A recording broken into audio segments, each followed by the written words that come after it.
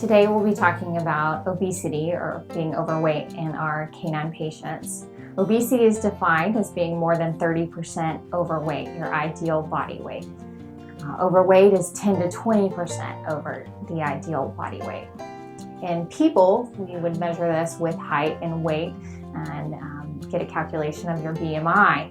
In dogs, we kind of look more at what does the frame look like. We do an exam, look at what your ideal body score is. Some people wonder about behavior change if they're overweight. Similar to in humans, what we may notice is they're slowing down a little bit more. They might not be as active or agile. You may notice that they're winded sooner on walks, or they seem to be a little sore after a long walk. Some people will ask if they get their dog neutered or spayed, will that cause obesity?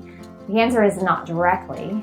Just like in people, sometimes as hormones change, we can see metabolism go down a little bit. Oftentimes, if we see a dog after a spay and neuter who's increasing in their body weight, we may suggest decreasing the amount of food offered by a small portion each day to help counterbalance the change in metabolism. What causes obesity or our pets to be overweight?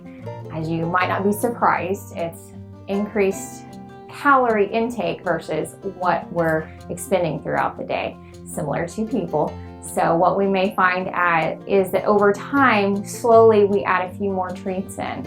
We love our furry friends and they give us those awesome puppy dog eyes, and we might extend a little table scraps or an extra treat or top off the food bowl a little bit more. Over time, that can really add up, and you may find that if you come in for your next visit with us, Fluffy's put on 10 to 15 pounds, and that can cause some major damage. Other things we can see is increased risk for certain types of cancers, diabetes, heart disease, high blood pressure. Over time, you can see degeneration of joints is increased, so arthritis gets worse. Other things like you might not think about, increase of some bladder stones. They're less heat tolerant in our Texas summers. That can be significant. Increased risk for heat stroke, or unable to go outside and enjoy time with you in the yard. So the next question is always, what can I do now? If your pet has been diagnosed as being overweight or obese, the next step is typically to look at your lifestyle. So let's encourage activity, whether that's more toy play, especially with cats. You can't typically take them for walks, so we may want to dust off the laser or get some new cat toys to encourage activity, hide their food throughout the house. For dogs, usually it's, can we take them on a brisk walk, 30 minutes a day? Start small, go around the block. But the main thing is going to be diet adjustment. Look at your life honestly. How many treats are they getting throughout the day? How big are the treats? What about table scraps? Those can really add up throughout the day. And then finally, diet adjustment.